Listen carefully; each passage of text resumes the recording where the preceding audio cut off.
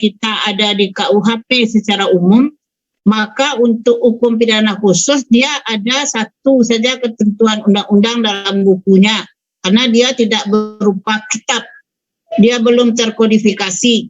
Dalam ketentuan hukum pidana umum ada yang diatur secara material dalam KUHP, ada yang diatur secara formil dalam kitab Undang-Undang Hukum Acara Pidana yang kita kenal juga dengan Undang-Undang Nomor 8 Tahun 1981 tentang Hukum Acara Pidana. Jadi mengucapkannya itu harus benar ya, jangan salah. Jangan bilang tentang KUHP salah. Tentang Hukum Acara Pidana, Undang-Undang Nomor 8. Nah sekarang saya tanya, replay dulu. Coba Yudika, apa saja perundang-undangan yang nanti akan kita pelajari dalam hukum acara pidana ini? Silakan.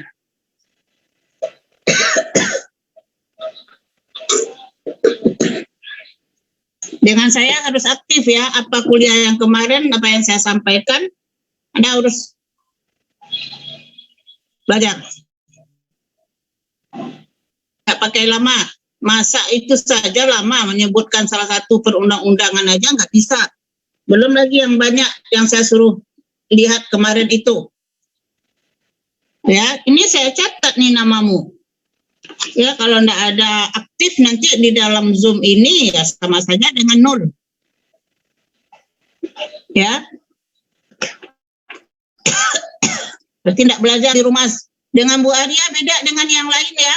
Kalau dengan yang lain ya isi-isi Allen, WA itu saja. Kalau dengan saya tidak.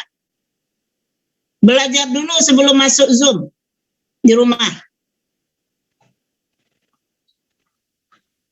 Ya, lihat Anda ngapain main HP juga sekarang Zoom. Tingkah laku Anda selama kuliah saya nilai ini. Sekarang lihat Al-Hadi jawab, apa saja perundang-undangan yang menjadi sumber hukum dalam hukum acara pidana? Sumber hukumnya Ibu, sumber hukumnya yaitu Undang-Undang Mahkamah Agung, yang paling utama adalah Kitab Undang-Undang Hukum Acara Pidana, Bu. Halo, Bu. Ya sebutlah undang-undangnya, undang-undang nomor berapa yang terbaru saya baca kemarin. Undang-Undang Nomor 8 Tahun 1981 tentang KUHP, Bu, tentang Undang-Undang Hukum Acara Pidana, Bu. Saya barusan mengatakan jangan tentang KUHP, saya bilang. Barusan saya bilang, emangnya telinga kamu ditutup? Enggak, Bu, saya kebetulan pakai handsfree, Bu, buat dengar kuliahnya, Bu. Cobalah sebutkan dengan baik, yang tenanglah kuliah tuh. Baik, Bu, bentar, Bu.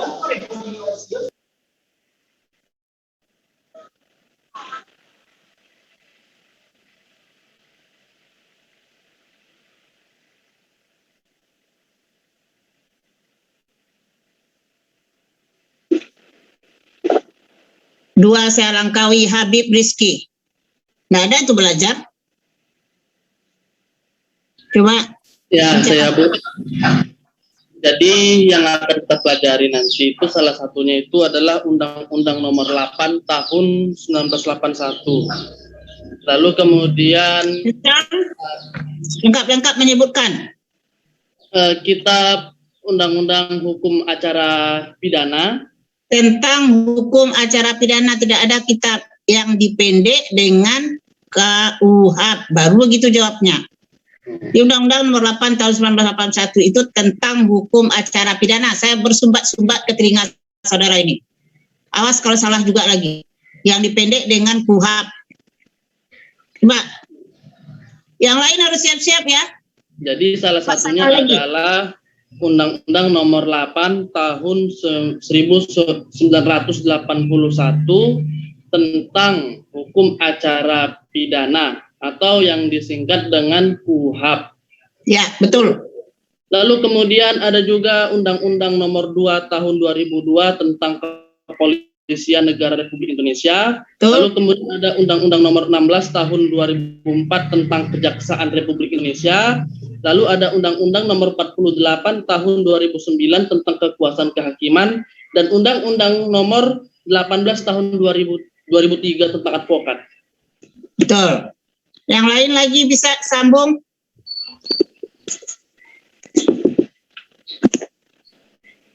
Aulia.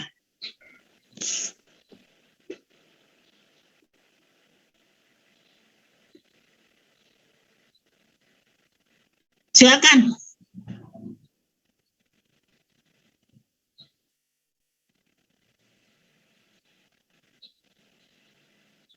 Aulia, silakan, masih di mute. Bagaimana saudara-saudara pakai masker? Saudara pergi jalan-jalan ke pantai ini. Nggak kuliah sekarang.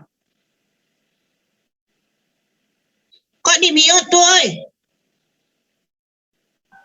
Maaf Bu, saya lagi di bengkel Bu. Tadi motor saya mogok.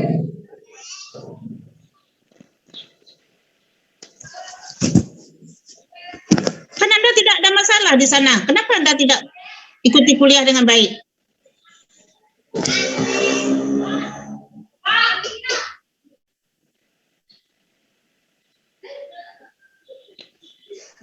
Wah, nih udahlah tanda kali ini payah nih. Satu kesan yang tidak baik. Putri Ramadhani. Lanjutkan Bu. Ya, Selanjutnya Undang-Undang Nomor 7 Tahun 1992 tentang Nomor 31 tentang Pokok Perbankan.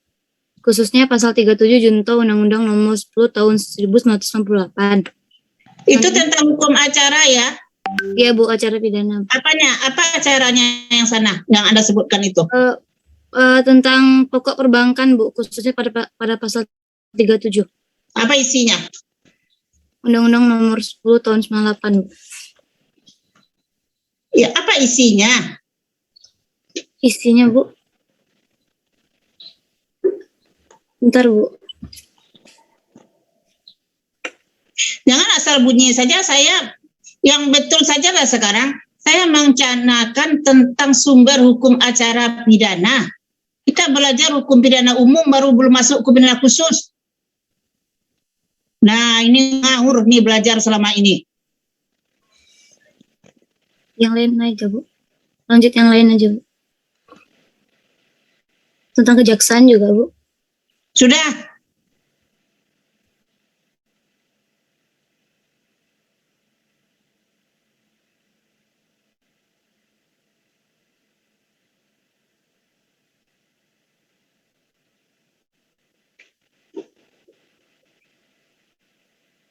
Empat baru disebutkan tadi. Coba lanjutkan. Tidak ada?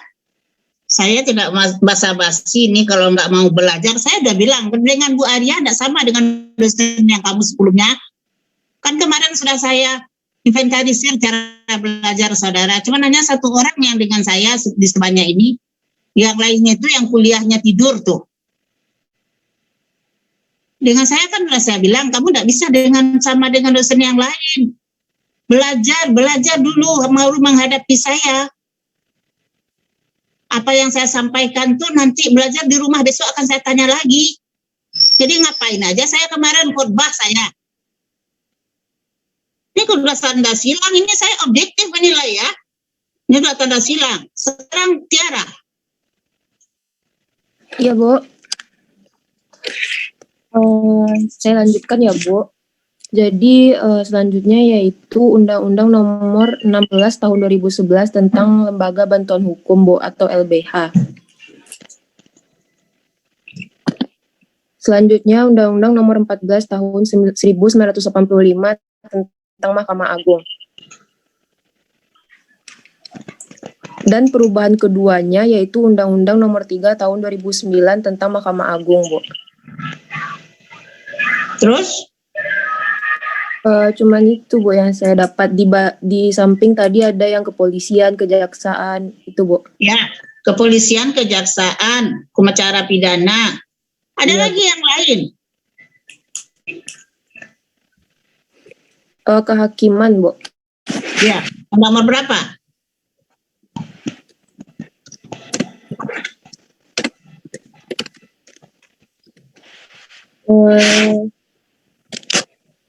Undang-Undang Nomor 48 Tahun 2009 Bu.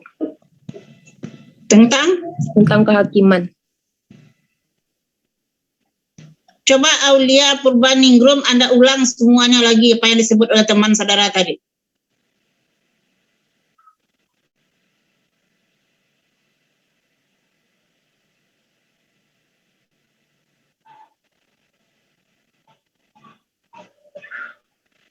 Aulia, 2 tanda silang Anda.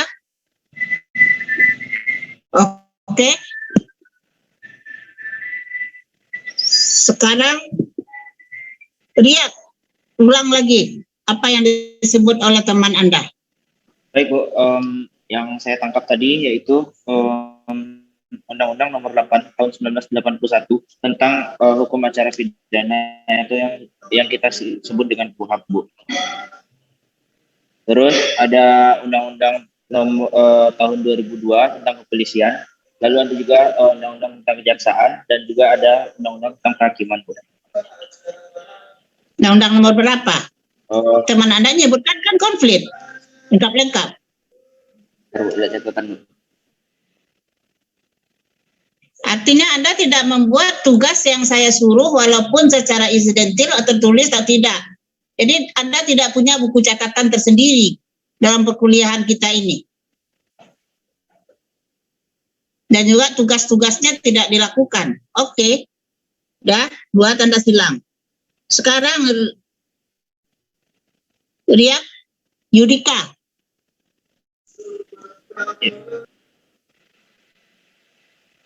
Ingat aja ya, saya udah bilang kuliah dengan saya tidak sama dengan dosenmu sebelumnya. Berapa kali saya lihat, kalau tidak belajar aktif dengan saya ini acara pidana ini bebannya 3 SKS ini. Coba Yudika.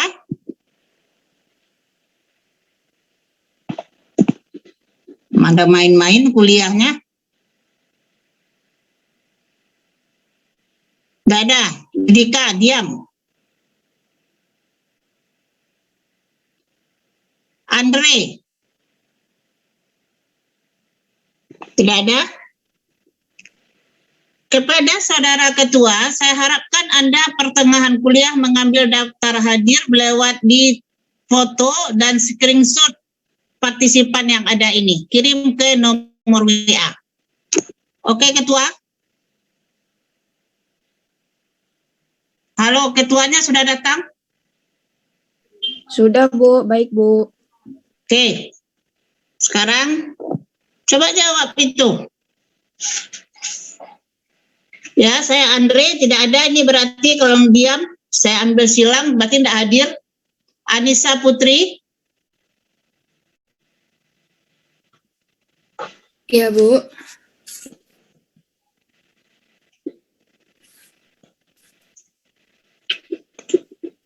Apa yang bisa Anda lanjutkan? Diulang atau dilanjutkan, Bu? Ya, dari diulang kembali. Diulang kembali semuanya yang disebutkan tadi, walaupun mesti ada yang belum. Yang pertama, Undang-Undang Hukum Acara Pidana Nomor 8 Tahun 1981 tentang hukum acara pidana. Yang kedua, Undang-Undang Nomor 2 Tahun 2002 tentang Kepolisian Negara. Yang ketiga, Undang-Undang Nomor 48 Tahun 2009 tentang Kekuasaan Kehakiman, yang merupakan perubahan dari Undang-Undang Nomor 4 Tahun 2004 dan Undang-Undang Nomor 35 Tahun 1999. Kemudian Undang-Undang Nomor 3 Tahun 2009 tentang Mahkamah Agung, perubahan dari Undang-Undang Nomor 5 Tahun 2004 dan Undang-Undang Nomor 14 Tahun 1985 tentang Mahkamah Agung. Selanjutnya Undang-Undang Nomor 49 Tahun 2009 tentang Peradilan Umum, yang merupakan perubahan dari Undang-Undang Nomor 8 Tahun 2004 dan Undang-Undang Nomor 2 Tahun 1986 tentang Peradilan Umum. Selanjutnya Undang-Undang Nomor 16 Tahun 2004 tentang Kejaksaan. Itu, Bu, yang mungkin saya bisa sebutkan. Tentang advokat, tentang bantuan hukum. Coba Triliana. Bu. Yang saya tangkap dari teman-teman tadi, yaitu yang pertama, Undang-Undang Nomor 8 Tahun 1981 tentang Hukum Acara Pidana, atau yang disingkat dengan KUHP. Yang kedua, Undang-Undang Nomor 18 Tahun 2003 tentang Advokat. Yang keempat, tentang Undang-Undang Nomor 16 Tahun 2011 tentang Lembaga Bantuan Hukum. Tentang bantuan hukum, tidak ada tentang lembaganya. tentang bantuan hukum. Terus Undang-Undang Nomor 2 Tahun 2002 tentang kepolisian. Saja. Jadi itu yang merupakan sumber hukum ya, yang lain-lainnya juga ada nanti di dalam Undang-Undang Pidana Khusus. Kalau itu terkait dengan hukum pidana khusus yang diatur tersendiri di dalam ketentuan undang-undang tersebut. Sekarang kita sudah kemarin tentu Anda paham sebagai hukum pidana formil atau hukum acara pidana, tentu dia mempunyai prinsip-prinsip atau azas apa yang masuk ke dalam prinsip-prinsip atau azas-azas dalam hukum acara pidana itu. Coba. Yudika.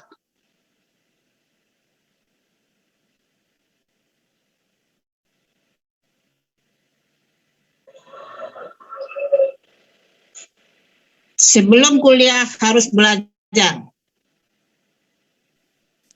Oh, mohon maaf Bu, sebelumnya saya masih belum belajar karena kemarin saya terkena ini Bu, COVID Bu, jadi bahan punya belum bisa dibeli Bu.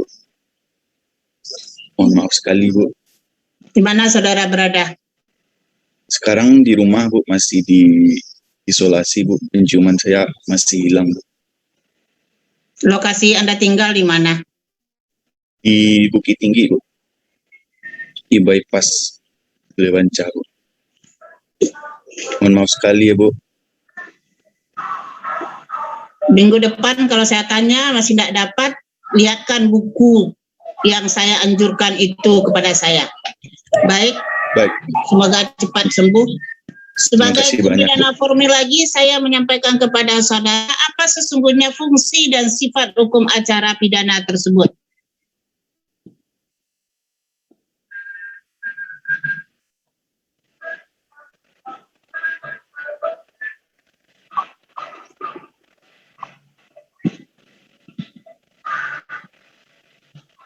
Hilmi Ishak. Hadir apa enggak? Kalau enggak bersuara, saya coret, saya sugesti silang. Iya, Bu. Sekarang ya, Bu. saya ada, ya, silakan. Asasnya Bu atau? Fungsi dan sifat daripada hukum acara pidana. Fungsi dan sifat itu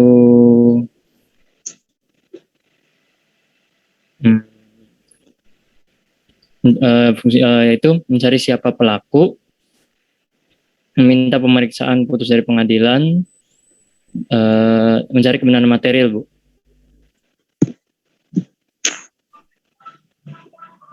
Mana? Mencari siapa pelaku dan mencari kebenaran material Bu. Ya. Ya Bu. Mencari kebenaran yang material. Iya. Itu sistem pembuktian dalam perkara pidana.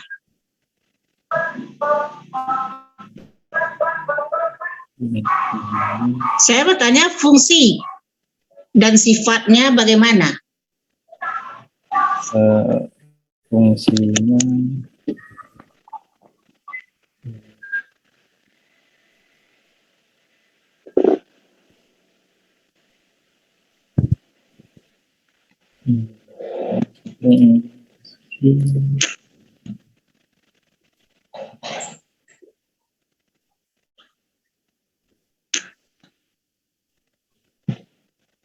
mana?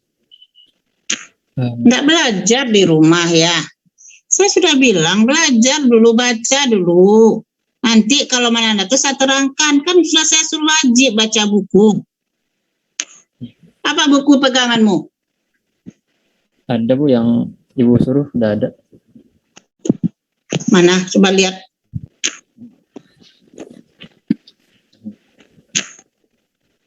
Mana? Tuh. Apa enggak ada di sana?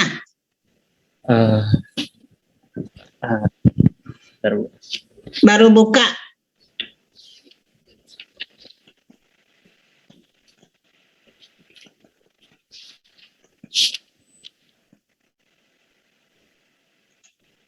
Ya, silakan.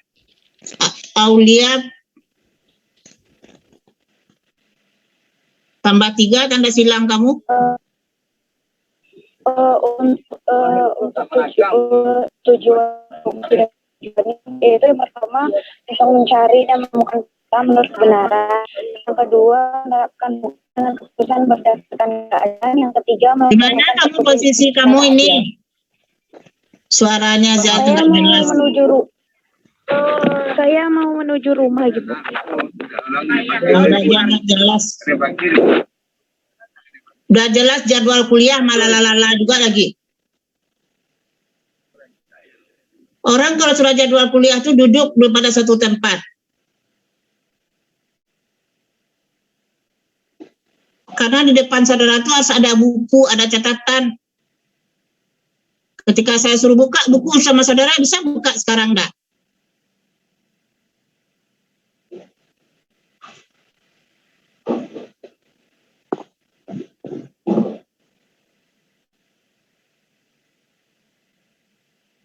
Lia Kamarfaizon.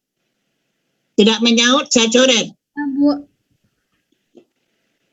sifat hukum acara pidana itu sifatnya memaksa, Bu, untuk melindungi kepentingan bersama dan menjaga rasa aman dan ketentraman masyarakat.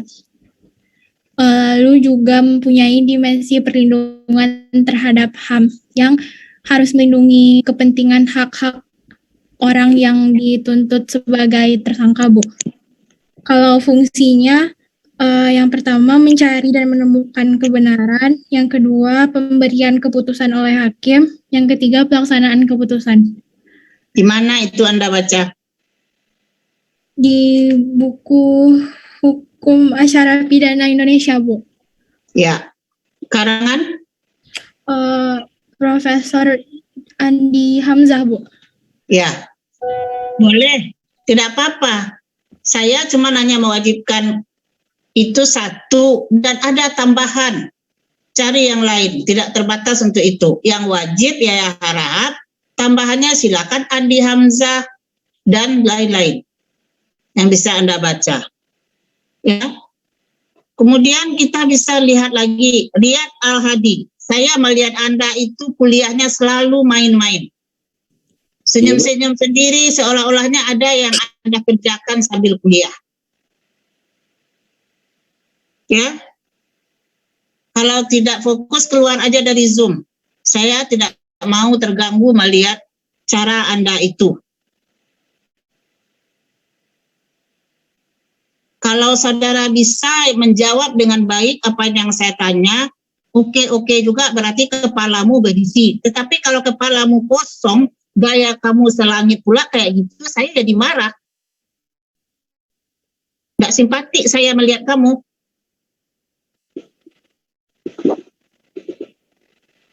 Kan nampak di Zoom ini cara etika kamu masing-masing.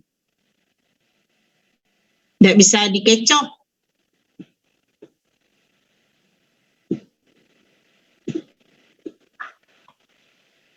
Ya saya sudah bilang dengan saya tidak sama belajar. Bisa isi WA saja, bisa isi Erlang saja, kerjakan tugas-tugas tapi nggak dinilai, nggak direspon, nggak di-replay. Ngapain itu? Ini mata kuliah acara pidana penting buat Anda seorang sarjana hukum, bekal Anda besok. Kalau nggak tahu hukum acara pidana ini, seorang sarjana hukum sama dengan 0. Paham nggak? Kosong melompong sarjana hukumnya itu, apa yang mau bawa ke penegakan hukum yang itu tujuannya Anda belajar hukum itu jadi apa? Sementara acara pidana saja 0 di kepalamu, sudahlah kemarin pidananya 0, sekarang diberi pelajaran lagi dengan dia 0 juga lagi. Nah, udahlah catatan saya saja itu cukup bagi saya. Tidak lulus saudara acara pidana ini saya kasih C. Ya udah tahun depan tinggal SKS bertambah beban berat kamu lagi. Ya, nggak ada itu. Jadi bagi saya sehari-harian ini nilainya percuma saya duduk di sini. Kalau mahasiswa itu tidak aktif, tidak kreatif, kalau mau main-main, ya tidak ada masalah. Ya, menyambil-nyambil dia sambil kuliah, baru S1. Kalau jelas di swasta ada kuliah, ya enggak apa-apa. Ini enggak juga. Sekarang lagi, ya, apa sesungguhnya tujuan dari hukum acara pidana tersebut? Coba Diva Khairani. Kalau nggak ada nyebut, nggak ada suara, saya coret. Ada? Ya, Bu.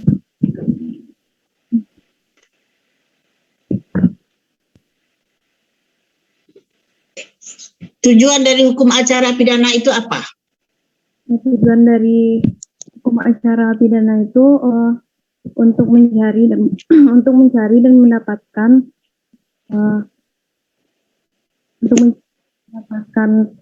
kebenaran material, terus ialah kebenaran yang selengkapnya dari suatu perkara pidana dengan menerapkan ketentuan hukum acara pidana. Apa maksud kebenaran material itu?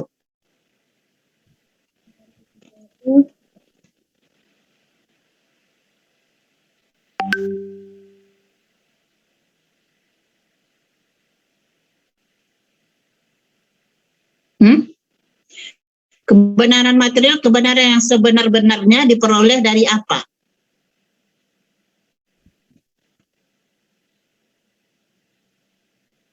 Jangan hanya pandai menyebut mencari kebenaran yang material. Apa sesungguhnya kebenaran yang material itu? Kebenaran yang sebenar-benarnya. Apa maksudnya itu?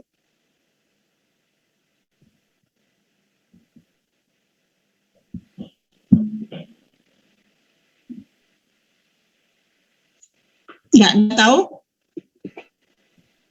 Kalau hanya kebenaran di atas undang-undang saja, kebenaran apa namanya itu? Maksud Kebenaran formal. Bu, ialah kebenaran yang selengkapnya dari suatu perkara pidana dengan menerapkan ketentuan hukum acara pidana secara jujur dan tepat dengan tujuan untuk mencari siapa pelaku yang dapat didakwakan. Iya. Itu jawaban Anda karang-karang. Jawaban Anda sesuai dengan prinsip yang ada pada hukum acara pidana apa?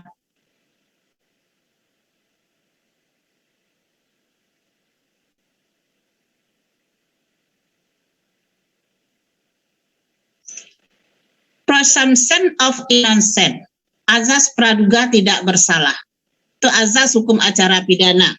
Yang sebentar lagi itu mau pertanyaan saya tuh giliran siapa, terserah. Ya, seseorang itu belum dapat dikatakan bersalah apabila ya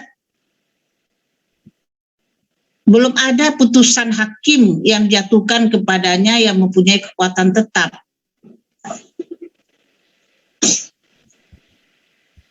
Nah, untuk itu kan perlu dibuktikan. Namanya itu pembuktian. Jadi kalau orang dikatakan itu bersalah, apakah sudah kita cari kebenaran tuh yang benar saja tanpa dibuktikan? Ini logika. Jadi di dalam hukum acara pidana itu pun mulai adanya sistem itu bekerja minimal ada 2 alat bukti, 183 KUHP. Siapa yang bawa KUHP?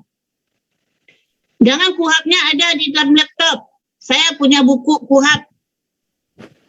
Mana dia? Wajib. Cepat, angkat ke atas. Di depan Anda sekarang tidak ada laptop KUHP. Harus ada buku KUHP, buku. Ada buku, harus ada itu di depan saudara. Oh tidak ada, cari-cari sekarang, cari dalam laptop langsung, saya tanya cari dalam laptop, tanya sama Mbak Google. Mahasiswa Mbak Google saudara ya.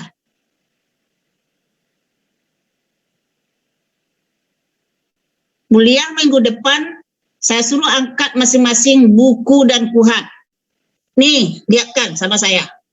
Kalau tidak ada, silang satu. Tidak ada cari-cari di laptop. Bermasalah laptop sana, berapalah belinya itu buku hub kecil itu aja murah. Berapa tadi sumber hukum yang saya suruh baca ada sama saudara. Karena itu akan kita lalui sambil kuliah. Ya, bicara azas dan prinsip tadi saya katakan prinsip presumption of innocence should have to, ya, prinsip untuk mendampingi seseorang berhak dan seorang penasihat hukum. Mana undang-undang bantuan hukumnya? Pasal berapa itu yang menyatakan? Saya tanya besok itu. Coba Anda tidak bisa menjawab.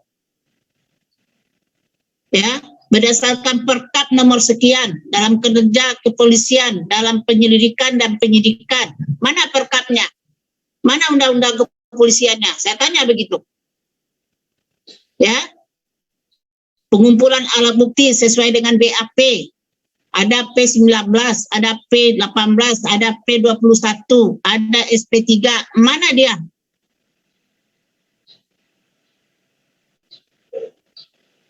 Jadi harus siap begitu. Dah? Nggak ada cerita. Kalau nggak bisa ya nggak usah kuliah. Selama ini terbawa arus Iklima Ratu Genisa. Kalau tidak nyaut, saya coret. Ya, Bu. Saya, Bu. Kenapa harus saya suruh pula kamu menyahut? Harusnya terdengar namamu langsung. Iya, Bu. Ini diancam pula kalau menyebut. Sebutkan prinsip-prinsip asas dalam hukum acara pidana. Baik, Bu.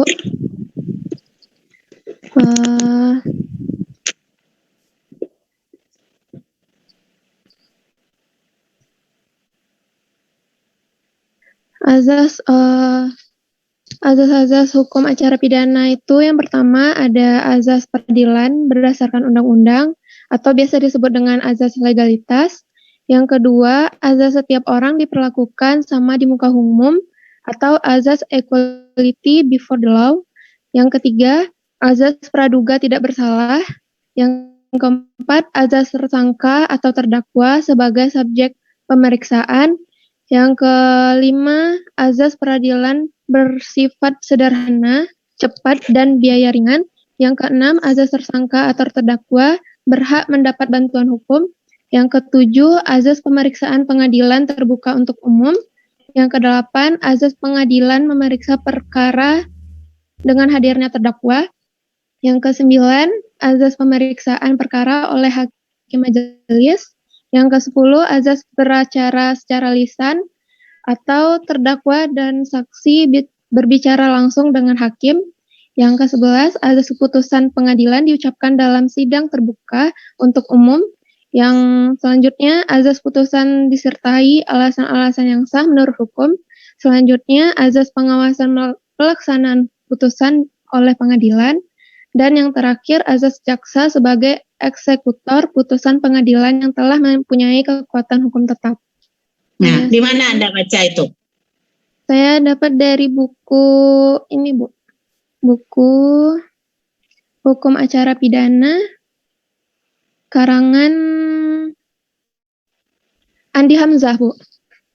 Ya. Ya. Jadi kalau untuk azas-azas ini kita masuk kepada buku Andi Hamzah dan lain-lain, dan nanti ketika masuk penyelidikan dan segala macam seterusnya baru masuk Yahya Harahap. Oke. Selanjutnya ya. Apa yang masuk kepada subjek dan objek dari hukum acara pidana itu?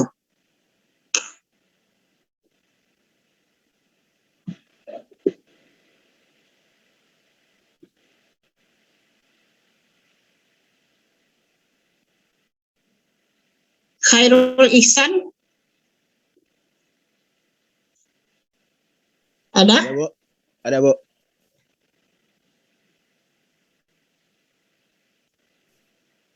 Bentar, Bu.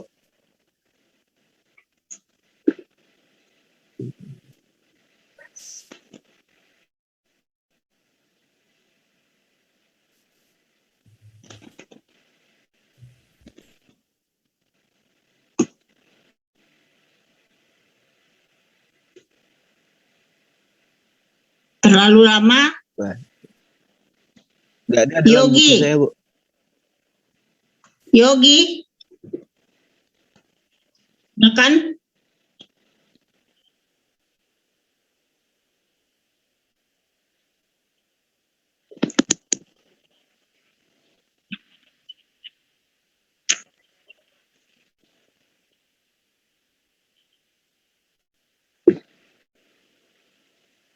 Objeknya apa?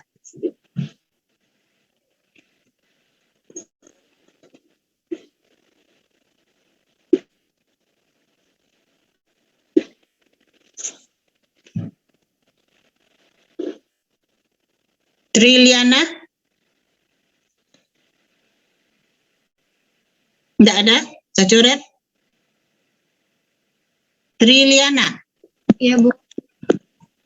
Kenapa lama kali? Kan tadi saya bilang lagi enggak. Pas saya sebut langsung nyebut do, ada apa tidaknya. Jangan diam. Kalau diam saya coret. Nama saudara sudah ada di tangan saya. Ulang lagi, subjek dan objek dalam hukum acara pidana. Subjeknya yaitu pelaku, hakim, jaksa, polisi, penuntut umum, dan saksi-saksi.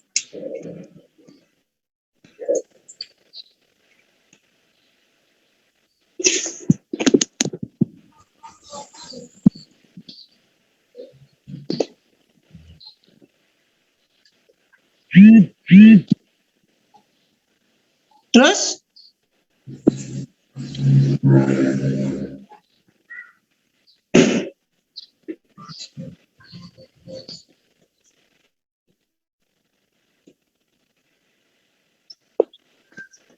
Apalagi berhenti aja, yang tadi mengulang punya orang, anak kecil pandai juga.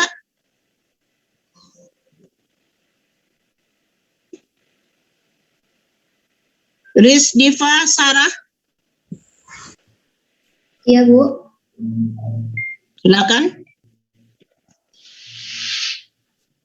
Subjek hukum acara pidana, yang pertama pelaku, yang kedua hakim, yang ketiga jaksa atau penuntut umum, yang keempat polisi, yang kelima penasehat hukum, yang terakhir yaitu saksi-saksi. Objeknya terdakwa, Bu. Terus? Itu aja. Terdakwa bila dia berada pada tingkat penuntutan. Kalau dia berada pada tingkat penyidikan, apa namanya? Hakim, Bu. Hah? Dalam tingkat apa tadi, Bu? Hah? Saya enggak tahu. Tahapan persidangan itu kan ada pada tahap penyidikan, ada tahap penuntutan. Kapan dia menjadi terdakwa? Kapan dia menjadi tersangka? Kapan dia menjadi terpidana?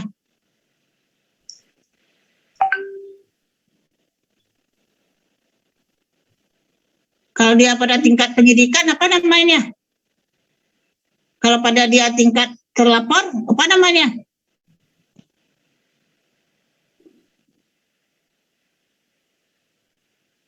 Hakim,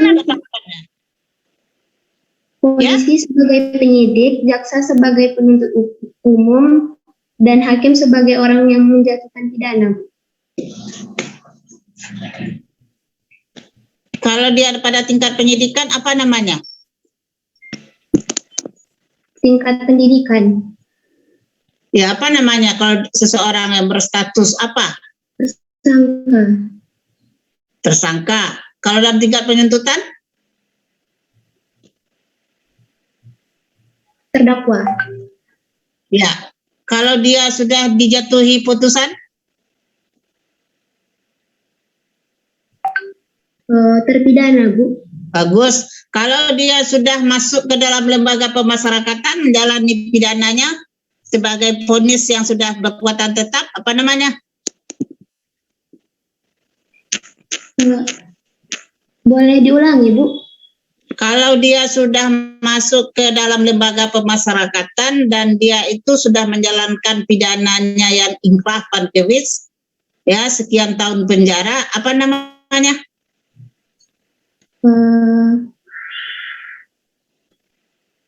Kurang tahu, Bu. Kurang tahu. Pernah mendengar NAPI? Pernah, Bu. Apa nama NAPI itu, kepanjangan NAPI? Narapidana, Bu. Jadi kalaupun baru, kalau sudah masuk acara pidana, sudah tahu masa istilah NAPI aja narapidana enggak tahu. Ya. Ya, Bu. Sekarang Andre Putri. Ada Andre Putri? Kalau enggak ada saya coret. Enggak ada ya? Kok namanya ada di sini? Ada, Bu.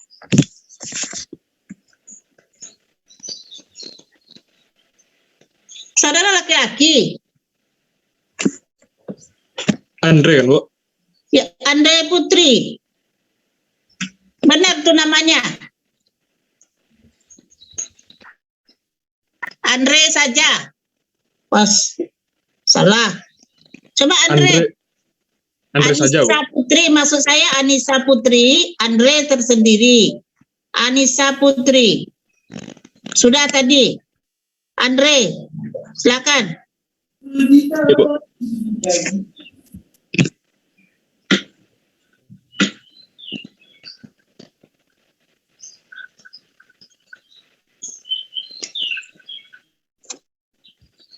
Sekarang ilmu hukum pidana kemarin kita belajar tidak akan bisa berdiri sendiri tanpa ada bantuan dari ilmu-ilmu lainnya dalam rangka mencari dan menegakkan hukum pidana itu.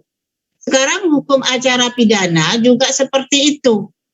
Ada ilmu-ilmu lainnya yang terkait bisa membantu hukum acara itu bekerja dalam mewujudkan kebenaran yang diinginkan yang sebenarnya tadi itu menegakkan hukum pidana material. Apa saja ilmu-ilmu yang ada relevansinya dan membantu hukum acara pidana itu? Silakan, Andre. Ilmu-ilmu yang pertama ilmu kriminologi, Bu. Ya. Ilmu kriminologi, ilmu... Nah, coba berikan contoh, jelaskan itu. Kenapa ilmu kriminologi Anda katakan erat kuat kaitannya dengan hukum acara pidana? Karena ilmu kriminologi ini mempelajari tentang seluk-beluk kejahatan, sebab penyebab-penyebabnya dan latar belakang kejahatan, Bu. Ya, menjadi sebab-sebab terjadinya kejahatan. Jangan seluk-beluk. Seluk-beluk itu alur cerita itu. Sekarang sebab-sebab terjadinya kejahatan dan bagaimana cara penanggulangannya. Nah, apa kaitannya dengan hukum acara pidana?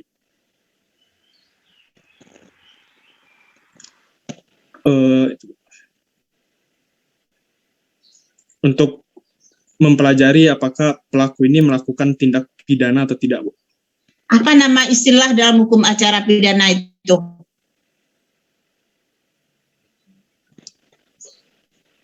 Maaf, bisa diulangi, Bu? Apa namanya istilahnya yang Anda sebutkan tadi itu dalam hukum acara pidana?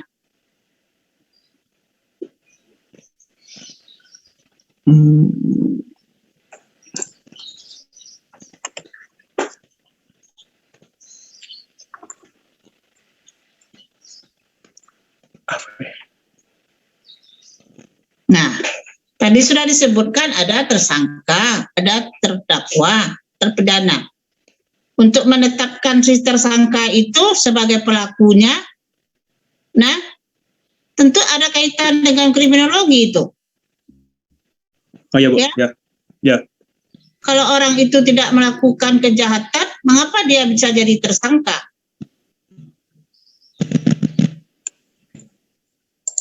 Karena dilakukannya penyidikan, Bu, terhadap tersangka tersebut untuk mengetahui apakah dia melakukan kejahatan atau tidak. Kalau itu baru penyelidikan. Dugaan awal terhadap suatu adanya laporan dan pengaduan. Nah, itu nanti kita pelajari ya.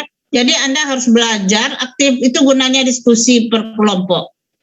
belajar dulu, ya, tanpa harus masuk ke dalam apa. Nanti kan saya berikan minggu depan harus baca ini. Nanti saya tanya lagi seperti ini. Terus kepada saudara Deihan Arisa Martin, ada apa Ya, tidak? Bu. Ada, Bu. Silakan. Jadi ilmu pembantu hukum acara pidana tuh ilmu pertama ilmu kriminologi, yang kedua ilmu psikologi, yang ketiga kriminalistik, yang keempat ilmu psikiatri, yang keenam aturan undang-undang dalam sistem peradilan pidana untuk mengungkapkan tindak pidana kejahatan yang terjadi, crime control model. Nah, itu dia di dalam sistem peradilan pidana, Anda belajar di S2 nanti. Nah, jadi setelah itu ditetapkan siapa tersangkanya. Nah, jadi kapan penetapan tersangka itu? Setelah dikumpulkan bukti-bukti dan membuat terang satu tindak pidana dan ditetapkan siapa tersangkanya. Nah, dengan demikian baru dia itu dalam penyidikan itu ada upaya paksa. Nah, ingat istilah-istilah itu. Upaya paksa ini adalah seperti penangkapan, penahanan, penyitaan, penggeledahan, dan pemeriksaan alat surat-surat. Kenapa itu harus ada? Ya, sesuatu yang dilakukan dalam rangka secara paksa untuk ya demi terungkapnya suatu tindak pidana tadi dan menetapkan mencari tersangkanya. Kenapa harus ditangkap? Kalau tidak ditangkap dia nanti lari. Kenapa harus ditahan?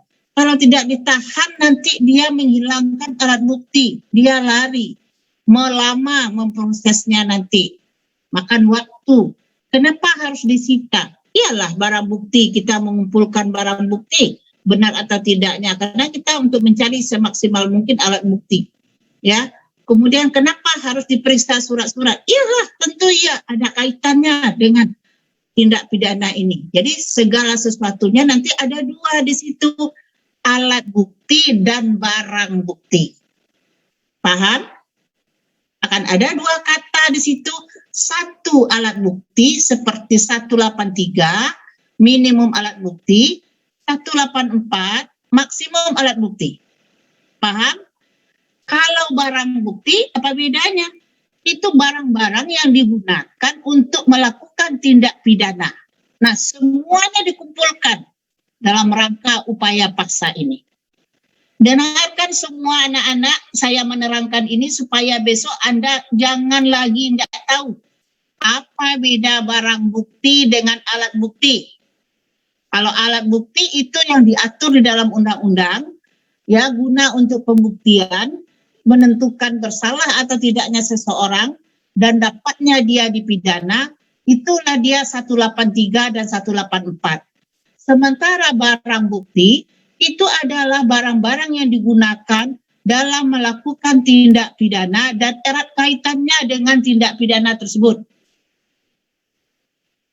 Ada barang ini yang dirampas, dimusnahkan, ada yang dikembalikan kepada si empunya, ada yang dititip dulu oleh negara.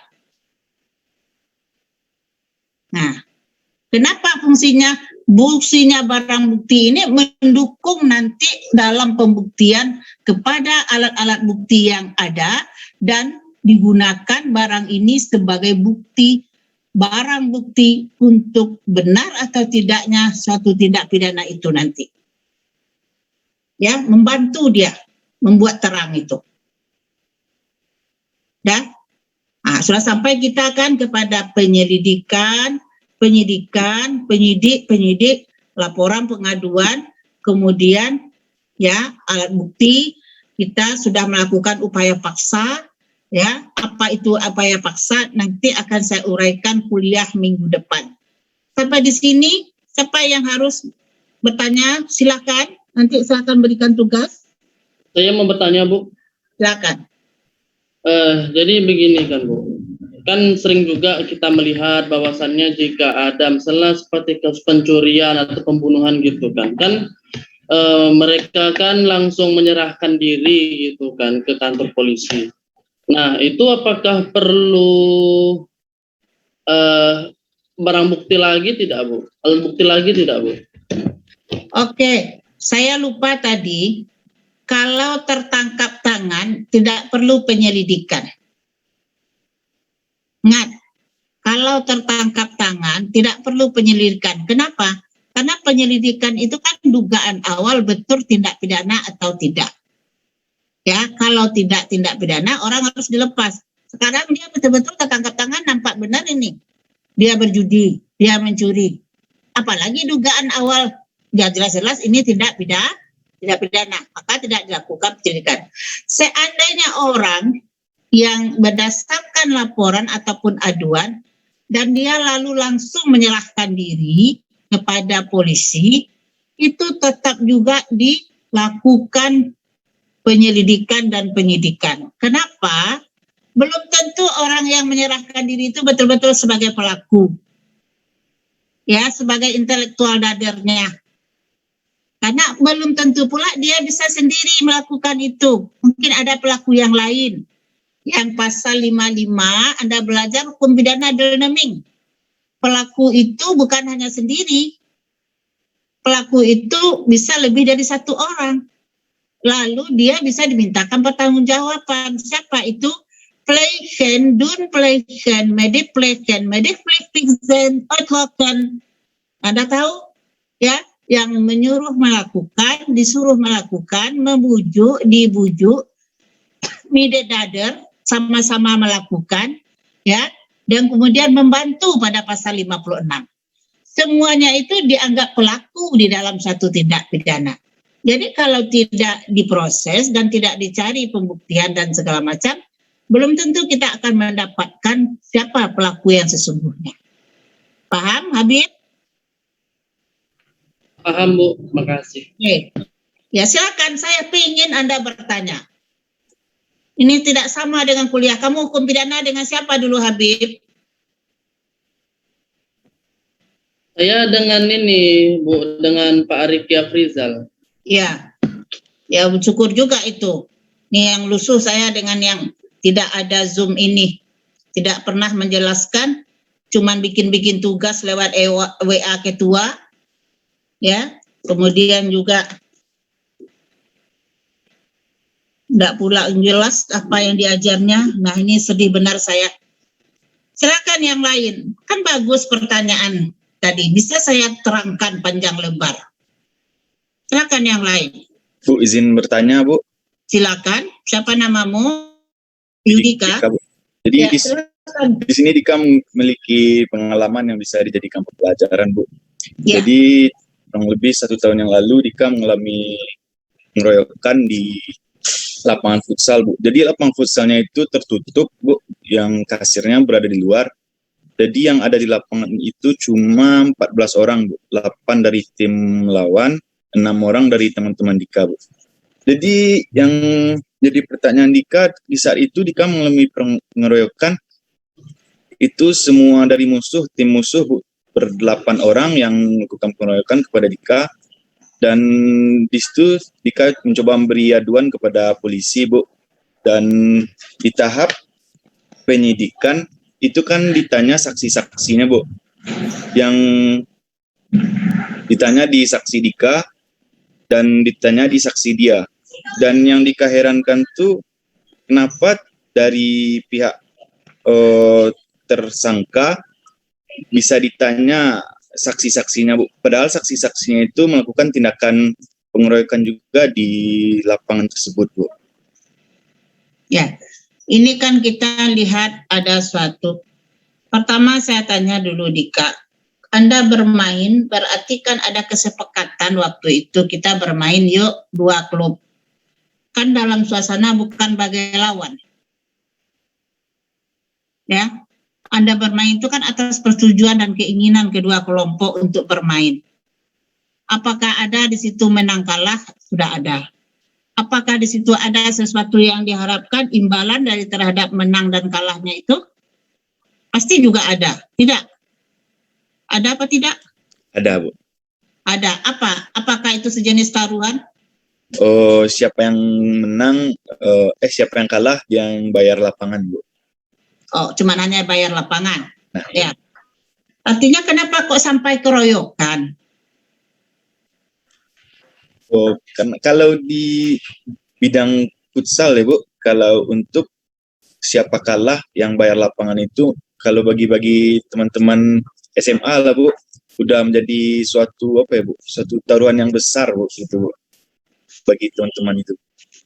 Jadi ini pertama dulu pendidikan ke arah ya itu sangat kurang minim. Kalau ada suatu hal yang begitu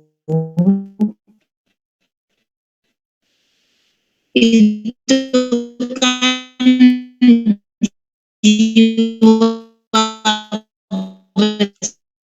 mohon maaf, Bu, suara Ibu putus-putus, Bu.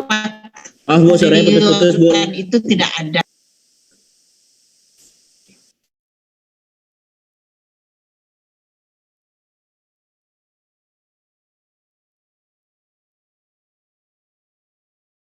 Mohon maaf, Bu, suara Ibu di mute, Bu. Nah, ada kesepakatan Anda itu bermain di sana, itu kan ada kesepakatan 2 klub ya yang sudah dibuat. Itu satu sisi dari segi posisi penegakan hukum sosiologisnya saya lihat. Artinya penegak hukum pun di sini tidak terlalu serius menangani persoalan tersebut. Kenapa? Karena ini suatu bentuk permainan. Ada menang dan kalahnya. Lalu kenapa harus ada pengeroyokan? Kenapa harus yang kalah tidak berani ya menanggung kekalahan? Apakah ada kecurangan? Nah, itu diperhatikan dulu. Ya, kalau ada kecurangan itu kan suatu perbaikan untuk permainan ke depan. Ya, kita ada syarat permainan harus seperti ini. Tidak ada boleh kecurangan. Kan ada suatu perikatan perjanjian yang tidak tertulis sebelumnya itu. Kalau dari segi perdatanya. Nah, lalu kenapa harus sampai keroyokan dan segala macam, emosi-emosian kalau kalah? Kalau memang kalah harus bayar lapangan, ya bayar dong. Udah ngapain main? Ya. Nah, inilah ketidakseriusan polisi di situ. Penyebabnya. Kenapa? Nawaitu itu di sana tidak terlihat. Orang itu mau berbuat jahat atau tidaknya itu, ya tidak terlihat di situ niatnya apa. Ya, cuman hanya sekadar membayar uang lapangan bagi kalah. Yang nama permainan sudah jelas ada menang dan kalah. Ya, kalau memang ada kecurangan-kecurangan, itu kan tergantung kepada persetujuan kalian untuk kedepannya nggak usah main lagi kalau ada kecurangan. Siapa ada salah satu di antaranya yang memang dia curang dan segala macam, blacklist dia. Blacklist dia itu berarti dia jangan ikutkan untuk kedepannya lagi, kan begitu. Ada syarat dong. Nah, inilah persoalannya saya lihat. Kenapa polisi tidak terlalu serius dalam menanganinya? Ya inilah dia nih persoalannya ini. Ya. Nah, itu karena secara bersama-sama ini, pengeroyokan bersama-sama ini juga, ya, kita lihat apa tujuannya ini, dalam rangka apa ini. Nah, itu diperhatikan oleh polisi itu. Ya. Nanti besar pula biaya polisi turun daripada apa yang dia dapatkan, itu tidak mungkin. Minyaknya saja tidak pulang itu. Kantor polisinya jauh. Ya kan? Dia pakai minyak ke sana. Siapa yang bayar minyaknya? Oke ya. Nah, dia hati-hati, hal-hal itu kita lihat dengan hati-hati persoalan tersebut.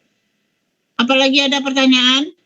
Nah, Bu, yang satu lagi pertanyaannya, itu bagaimana tahap pengambilan saksi pada tindak pidana gitu, Bu? Soalnya kan seperti kemarin tuh yang melakukan tindak pidana ber-8 orang dan malah diambil saksi pada pelaku gitu, Bu. Itu gimana, Bu? Kita tahu apa itu saksi. Saksi adalah mereka yang melakukan sendiri, melihat sendiri, dan merasakan sendiri. Saksi itu banyak, ya. ada saksi yang secara langsung sebagai korban dia, ada saksi yang hanya mendengar pula dari kata orang lain, de auditu, ada saksi dia mahkota, saksi yang banyak pelakunya menjadi saksi pula terhadap pelaku lain, diantaranya perkara di split. Kemudian ada lagi saksi yang menjadi itu adalah sebagai justice kolaborator di dalam tindak pidana korupsi. Dia menyediakan justisi dirinya sendiri untuk menjadi saksi, meminta kepada, memohon kepada para penegak hukum untuk dia dijadikan saksi walaupun dia termasuk tersangka. Nah, itu saksi-saksi itu. Sekarang yang mengambil saksi ini, ya dia ambil, kalau 8 dia ambil 4 dan mewakili kali, karena ini adalah sejenis pengeroyokan bersama-sama. Ya kan? Harusnya kan sebenarnya kesaksian itu diberikan kepada siapa yang melihat, mendengar, dan menyaksikan sendiri. Kedua-duanya ya belum tentu dianggap pelaku lagi yang saksi yang pertama ini. Ya, katakanlah yang mengeroyok, yang dikeroyok di sini kadang-kala susah juga ditentukan oleh polisi ini. Yang pelaku dan yang korban juga mungkin susah juga ditentukan polisi di sini karena dia beramai. Ya. Nah, makanya diambil kedua-duanya selayaknya supaya ada kesesuaian di antara keterangan yang diberikan oleh pihak satu dan pihak dua. Atau mungkin di belakang juga ada lagi masukan-masukan yang diberikan. Ya. Nah, itu gunanya bekerjanya suatu sistem dalam sistem peradilan pidana. Jadi kesesuaian di antara apa yang disampaikan oleh saksi ini dengan saksi ini dan fakta yang ditimbulkan itu perlu diambil suatu kesimpulan. Oke? Oke, Bu. Terima kasih banyak sebelumnya, Bu. Oke, ya. Silakan yang lain kalau tidak ada tolong dicatat, ini soal kerjakan di rumah. Ya. Untuk melatih-latih kemampuan Anda. 1. Ya. Hukum pidana formil dikenal juga dengan hukum acara pidana. Catat, memberikan pengetahuan teoritis dan praktis yang berkaitan dengan penerapan dan perkembangan hukum acara pidana di Indonesia. Titik, itu pengantar dari saya. A. Jelaskan pengertian, fungsi, dan sifat serta tujuan dari hukum acara pidana. Pendek-pendekkan saja, HAP, acara pidana HAP. Yang penting Anda sendiri mengerti. Maaf Ibu, boleh diulang pertanyaannya Bu? Ya. Jelaskan pengertian, fungsi, dan sifat serta tujuan dari hukum acara pidana. Nomor A. Nomor B, sebutkan subjek dan objek dari hukum acara pidana serta sumber dan azas-azasnya. Kuliah sebentar ini semuanya. Nomor C, subjek, objek, fungsi, serta azas ya. Sumber serta azas. C. Jelaskan relevansi ilmu pengetahuan yang erat kaitannya dengan peradilan pidana.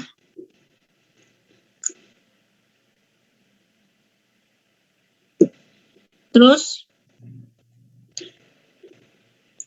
nomor 2 lagi. Siap? Nomor 2. Tahap dimulai sistem peradilan pidana, SPP aja bikin, biar cepat. Tahap dimulainya SPP, ya kalau nggak tahu nanti SPP apa Bu, gitu pula nanti sama saya satu kali ada menyebutkan. Kalau sistem peradilan pidana anak SPPA, kalau sistem peradilan pidana SPP, ya itu istilah-istilah baku dalam peradilan itu. Tahap dimulai sistem peradilan pidana dalam proses beracara ditandai dengan adanya laporan dan pengaduan.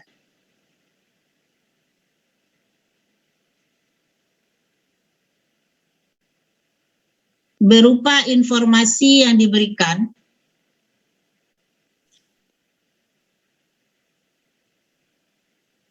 pada penyelidik penyidik kepolisian. Titik. Sekarang A.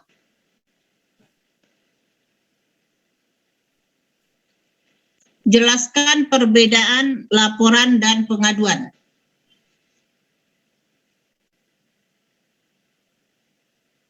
Oke. Jelaskan itu berarti dijelaskan ya. Kalau perlu beri contoh supaya pasti orang itu jelas benar. B. Kapan dimulai penyelidikan dan penyidikan serta dasar hukumnya? Ya. Kapan dimulai penyelidikan dan penyidikan serta dasar hukumnya? C. Bagaimana halnya dengan tertangkap tangan? Nah, jelaskanlah itu tadi itu. Seperti yang saya terangkan.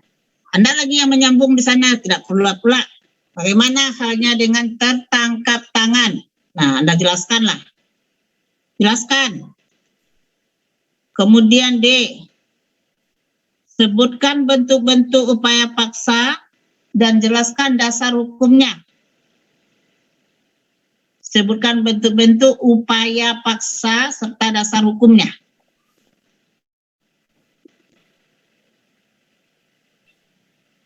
E.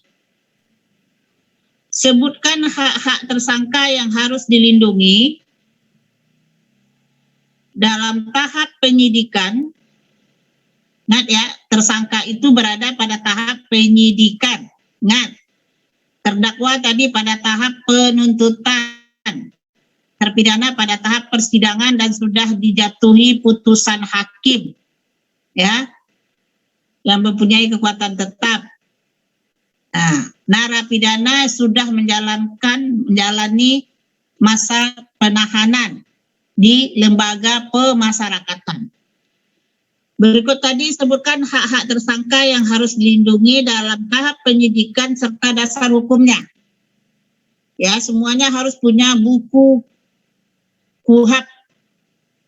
Ya, jangan cari-cari di online lagi. Terus terakhir jelaskan prosedur pelimpahan perkara dari kepolisian ke kejaksaan. Nah, ada P19, P20, P21, SP3, itu ada jelaskan itu semua. Ya, di tahap pelimpahan perkara dari kepolisian ke kejaksaan. Selamat bertugas, masing-masing bekerja. Buku pedomannya Yaya Harahap, ya, payakan itu ada. Ya, sebagaimana saya katakan tadi, semoga saudara selalu sukses dalam belajar dan sehat selalu. Ya, amin ya rabbal alamin. Terima kasih. Assalamualaikum. Waalaikumsalam. Waalaikumsalam Waalaikumsalam warahmatullahi Terima kasih, Bu. wabarakatuh. Terima kasih banyak, Bu. Ya, Bu.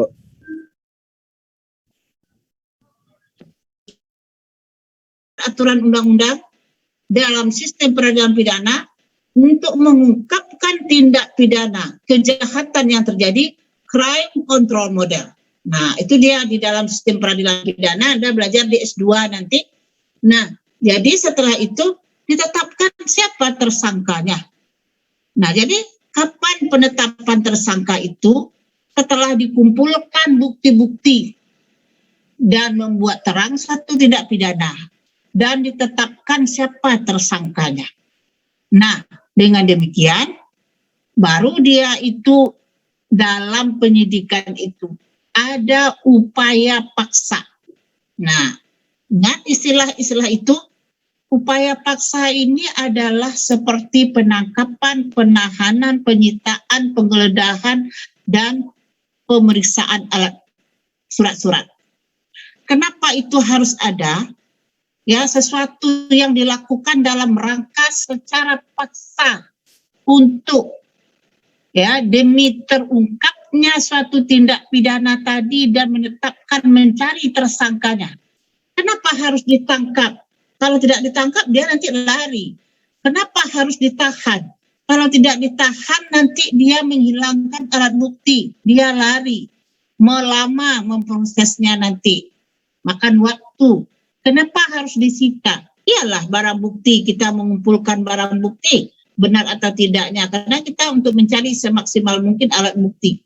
Ya, kemudian kenapa harus diperiksa surat-surat? Iyalah, tentu ya ada kaitannya dengan tindak pidana ini. Jadi segala sesuatunya nanti ada dua di situ, alat bukti dan barang bukti. Paham? Akan ada dua kata di situ, satu alat bukti seperti 183 minimum alat bukti, 184 maksimum alat bukti. Paham? Kalau barang bukti apa bedanya? Itu barang-barang yang digunakan untuk melakukan tindak pidana. Nah, semuanya dikumpulkan dalam rangka upaya paksa ini. Dengarkan semua anak-anak, saya menerangkan ini supaya besok Anda jangan lagi nggak tahu apa beda barang bukti dengan alat bukti.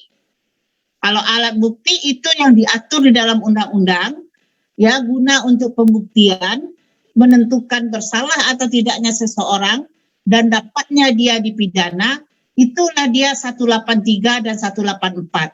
Sementara barang bukti, itu adalah barang-barang yang digunakan dalam melakukan tindak pidana dan erat kaitannya dengan tindak pidana tersebut. Ada barang ini yang dirampas, dimusnahkan, ada yang dikembalikan kepada si empunya, ada yang dititip dulu oleh negara. Nah, kenapa fungsinya? Fungsinya barang bukti ini mendukung nanti dalam pembuktian kepada alat-alat bukti yang ada dan digunakan barang ini sebagai bukti, barang bukti untuk benar atau tidaknya suatu tindak pidana itu nanti. Ya, membantu dia membuat terang itu. Dan sudah sampai kita kan kepada penyelidikan, penyidik, laporan pengaduan, kemudian ya alat bukti, kita sudah melakukan upaya paksa, ya apa itu upaya paksa nanti akan saya uraikan kuliah minggu depan. Sampai di sini, siapa yang harus bertanya? Silakan, nanti silakan berikan tugas. Saya mau bertanya, Bu. Silakan. Jadi begini kan, Bu. Kan sering juga kita melihat bahwasannya jika ada misalnya seperti kasus pencurian atau pembunuhan gitu kan, mereka kan langsung menyerahkan diri gitu kan ke kantor polisi. Nah, itu apakah perlu barang bukti lagi tidak, Bu? Alat bukti lagi tidak, Bu? Oke, saya lupa tadi. Kalau tertangkap tangan, tidak perlu penyelidikan. Ingat, kalau tertangkap tangan, tidak perlu penyelidikan. Kenapa? Karena penyelidikan itu kan dugaan awal betul tindak pidana atau tidak. Ya, kalau tidak tindak pidana, orang harus dilepas. Sekarang dia betul-betul tertangkap tangan, nampak benar ini. Dia berjudi, dia mencuri. Apalagi dugaan awal, ya jelas-jelas ini tindak pidana, maka tidak dilakukan penyelidikan. Seandainya orang yang berdasarkan laporan ataupun aduan dan dia lalu langsung menyerahkan diri kepada polisi, itu tetap juga dilakukan penyelidikan dan penyidikan. Kenapa? Belum tentu orang yang menyerahkan diri itu betul-betul sebagai pelaku, ya sebagai intelektual dadernya. Karena belum tentu pula dia bisa sendiri melakukan itu. Mungkin ada pelaku yang lain. Yang pasal 55, Anda belajar hukum pidana dynamic. Pelaku itu bukan hanya sendiri. Pelaku itu bisa lebih dari satu orang. Lalu dia bisa dimintakan pertanggungjawaban. Siapa itu? Plegen, Dunplegen, Medplegen, Medplegen, Oithoken. Anda tahu? Ya. Yang menyuruh melakukan, disuruh melakukan, membujuk, dibujuk, midedader, sama-sama melakukan, ya, dan kemudian membantu pada pasal 56. Semuanya itu dianggap pelaku di dalam satu tindak pidana. Jadi kalau tidak diproses dan tidak dicari pembuktian dan segala macam, belum tentu kita akan mendapatkan siapa pelaku yang sesungguhnya. Paham, Habib? Paham, Bu. Makasih. Oke. Ya, silakan. Saya ingin Anda bertanya. Ini tidak sama dengan kuliah. Kamu hukum pidana dengan siapa dulu, Habib? Saya dengan ini, Bu, dengan Pak Arifia Frizal. Ya, ya syukur juga itu. Ini yang lusuh saya dengan yang tidak ada Zoom ini. Tidak pernah menjelaskan, cuman bikin-bikin tugas lewat WA ketua. Ya, kemudian juga tidak pula jelas apa yang diajarnya. Nah, ini sedih benar saya. Silakan yang lain. Kan bagus pertanyaan tadi. Bisa saya terangkan panjang lebar. Silakan yang lain. Bu, izin bertanya, Bu. Silakan. Siapa namamu? Yudika. Bu. Jadi Ya, di sini Dika memiliki pengalaman yang bisa dijadikan pembelajaran, Bu. Ya. Jadi kurang lebih 1 tahun yang lalu Dika mengalami pengeroyokan di lapangan futsal, Bu. Jadi lapangan futsalnya itu tertutup, Bu, yang kasirnya berada di luar. Jadi yang ada di lapangan itu cuma 14 orang, Bu. 8 dari tim lawan, 6 orang dari teman-teman Dika, Bu. Jadi yang jadi pertanyaan Dika, di saat itu Dika mengalami pengeroyokan, itu semua dari musuh, tim musuh, Bu. Ber-8 orang yang melakukan pengeroyokan kepada Dika. Dan di situ Dika mencoba memberi aduan kepada polisi, Bu. Dan di tahap penyidikan, itu kan ditanya saksi-saksinya, Bu. Yang ditanya di saksi Dika, dan ditanya di saksi dia. Dan yang Dika herankan tuh, kenapa dari pihak tersangka bisa ditanya saksi-saksinya, Bu. Padahal saksi-saksinya itu melakukan tindakan pengeroyokan juga di lapangan tersebut, Bu. Ya, ini kan kita lihat ada suatu. Pertama saya tanya dulu Dika, Anda bermain berarti kan ada kesepakatan waktu itu kita bermain yuk 2 klub. Kan dalam suasana bukan bagai lawan. Ya, Anda bermain itu kan atas persetujuan dan keinginan kedua kelompok untuk bermain. Apakah ada di situ menang kalah? Sudah ada. Apakah di situ ada sesuatu yang diharapkan imbalan dari terhadap menang dan kalahnya itu? Pasti juga ada. Tidak? Ada apa tidak? Ada, Bu.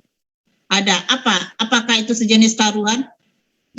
Siapa yang menang, siapa yang kalah yang bayar lapangan, Bu. Oh, cuma hanya bayar lapangan. Nah, ya. Artinya kenapa kok sampai keroyokan? Karena kalau di bidang futsal ya, Bu, kalau untuk siapa kalah yang bayar lapangan itu, kalau bagi-bagi teman-teman SMA lah, Bu, udah menjadi suatu apa ya, Bu, suatu taruhan yang besar, Bu, gitu, Bu, bagi teman-teman itu. Jadi ini pertama dulu pendidikan ke arah ya itu sangat kurang minim. Kalau ada suatu hal yang begitu itu kan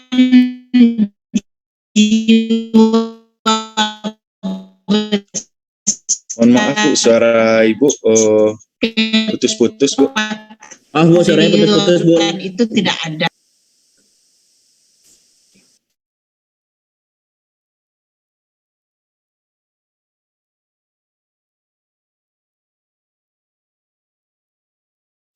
Mohon maaf, Bu, suara Ibu di mute, Bu. Nah, ada kesepakatan Anda itu bermain di sana, itu kan ada kesepakatan 2 klub ya yang sudah dibuat. Itu satu sisi dari segi posisi penegakan hukum sosiologisnya saya lihat. Artinya penegak hukum pun di sini tidak terlalu serius menangani persoalan tersebut. Kenapa? Karena ini suatu bentuk permainan. Ada menang dan kalahnya. Lalu kenapa harus ada pengeroyokan? Kenapa harus yang kalah tidak berani ya menanggung kekalahan? Apakah ada kecurangan? Nah, itu diperhatikan dulu. Ya, kalau ada kecurangan-kecurangan itu kan suatu perbaikan untuk permainan ke depan. Ya, kita ada syarat permainan harus seperti ini.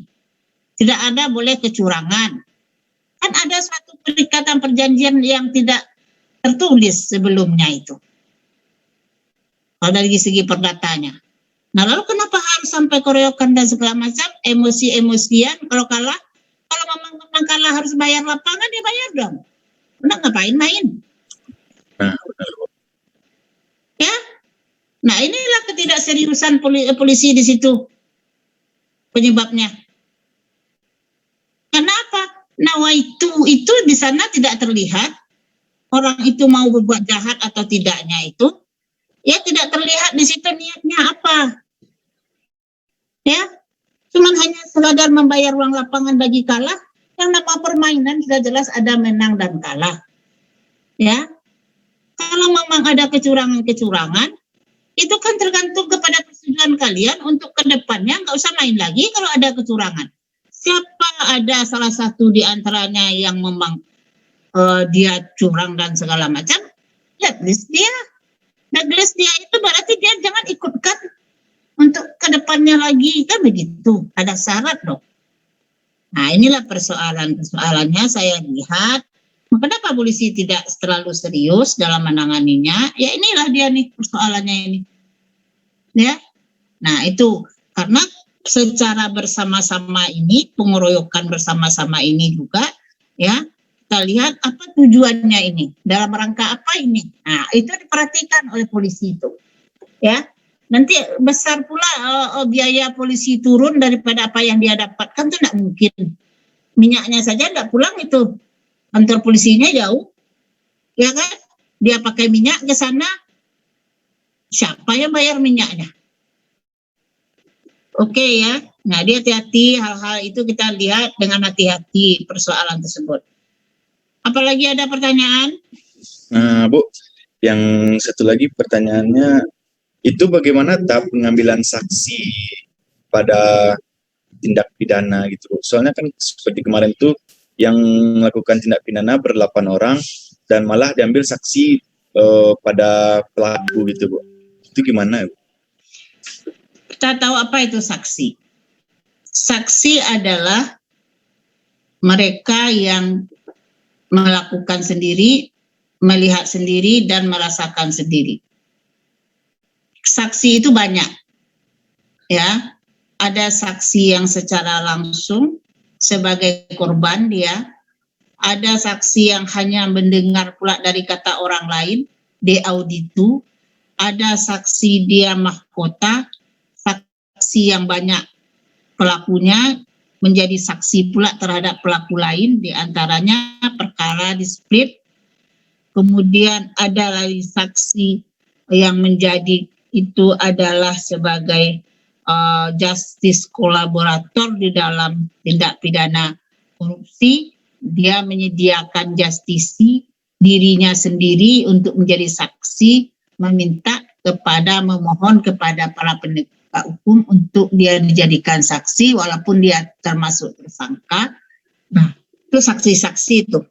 Sekarang yang mengambil saksi ini, ya dia ambil, kalau 8 dia ambil 4 dan mewakili kali, karena ini adalah sejenis pengeroyokan bersama-sama. Ya kan? Harusnya kan sebenarnya kesaksian itu diberikan kepada siapa yang melihat, mendengar, dan menyaksikan sendiri. Kedua-duanya ya belum tentu dianggap pelaku lagi yang saksi yang pertama ini. Ya, katakanlah yang mengeroyok, yang dikeroyok di sini kadang-kala susah juga ditentukan oleh polisi ini. Yang pelaku dan yang korban juga mungkin susah juga ditentukan polisi di sini karena dia beramai. Ya. Nah, makanya diambil kedua-duanya selayaknya supaya ada persesuaian di antara keterangan yang diberikan oleh pihak satu dan pihak dua.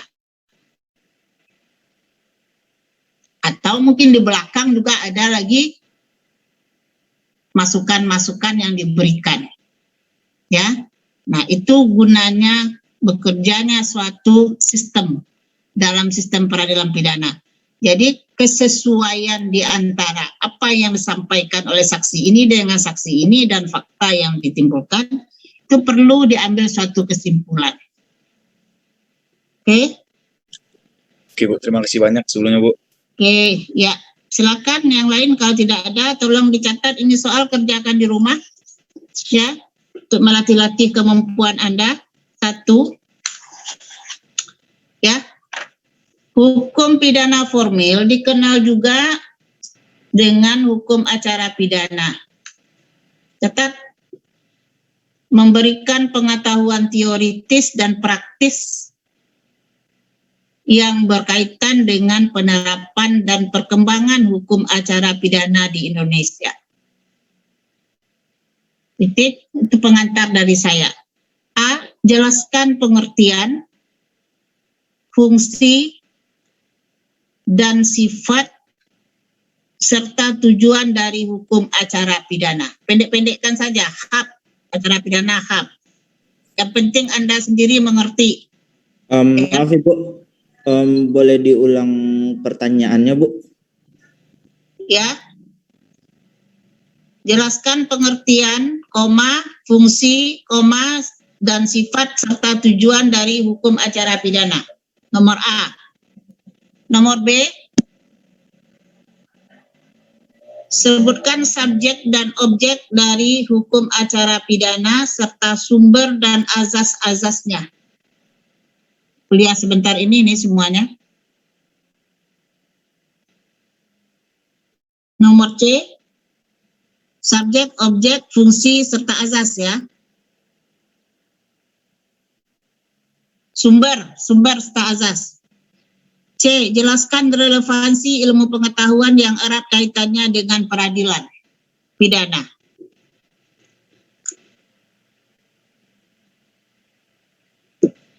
Terus, nomor 2 lagi. Siap? Nomor 2. Tahap dimulai sistem peradilan pidana, SPP aja bikin, biar cepat. Tahap dimulainya SPP, ya kalau nggak tahu nanti SPP apa Bu, gitu pula nanti sama saya satu kali ada menyebutkan. Kalau sistem peradilan pidana anak SPPA, kalau sistem peradilan pidana SPP, ya itu istilah-istilah baku dalam peradilan itu. Tahap dimulai sistem peradilan pidana dalam proses beracara ditandai dengan adanya laporan dan pengaduan.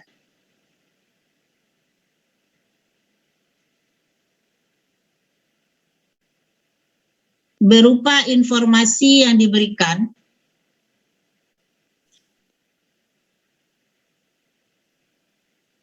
pada penyelidik penyidik kepolisian.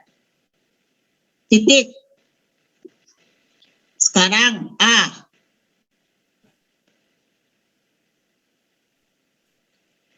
Jelaskan perbedaan laporan dan pengaduan.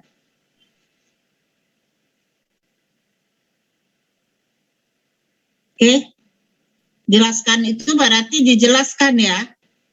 Kalau perlu beri contoh supaya pasti orang itu jelas benar. B. Kapan dimulai penyelidikan dan penyidikan serta dasar hukumnya? Ya. Kapan dimulai penyelidikan dan penyidikan serta dasar hukumnya? C.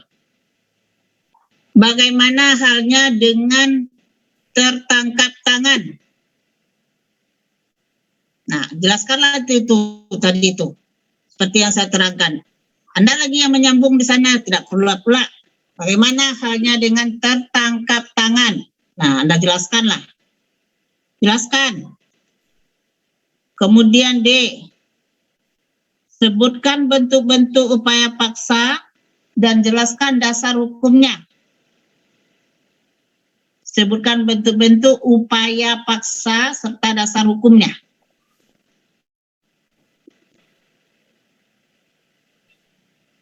E. Sebutkan hak-hak tersangka yang harus dilindungi dalam tahap penyidikan. Ingat ya, tersangka itu berada pada tahap penyidikan. Ingat, terdakwa tadi pada tahap penuntutan, terpidana pada tahap persidangan dan sudah dijatuhi putusan hakim, ya, yang mempunyai kekuatan tetap. Nah, narapidana sudah menjalani masa penahanan di lembaga pemasyarakatan. Berikut tadi sebutkan hak-hak tersangka yang harus dilindungi dalam tahap penyidikan serta dasar hukumnya. Ya, semuanya harus punya buku KUHP. Ya, jangan cari-cari di online lagi. Terus terakhir jelaskan prosedur pelimpahan perkara dari kepolisian ke kejaksaan. Nah, ada P19, P20, P21, SP3, itu ada jelaskan itu semua. Ya, di tahap pelimpahan perkara dari kepolisian ke kejaksaan. Selamat bertugas, masing-masing bekerja. Buku pedomannya Yaya Harahap, ya, payakan itu ada, ya, sebagaimana saya katakan tadi. Semoga saudara selalu sukses dalam belajar dan sehat selalu, ya, amin ya rabbal alamin. Terima kasih. Assalamualaikum. Waalaikumsalam. Waalaikumsalam warahmatullahi wabarakatuh. Terima kasih, Bu. Terima kasih banyak, Bu. Ya, Bu.